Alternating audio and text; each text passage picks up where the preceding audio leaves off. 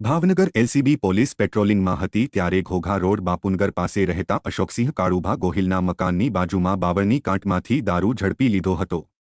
Bhavnagar LCB પોલીસે બાતમીને પગલે બાપુનગર વિસ્તારમાં રહેતા અશોકસિંહ કાળુભા ગોહિલના ઘર નજીક બાવળની કાંટમાંથી 54 જેટલી દારૂની બોટલ 3240ની કિંમતની ઝડપી આરોપી સાથે સમગ્ર મુદ્દામાલ ઘોઘા રોડ પોલીસ સ્ટેશનને સોંપી આપ્યો હતો।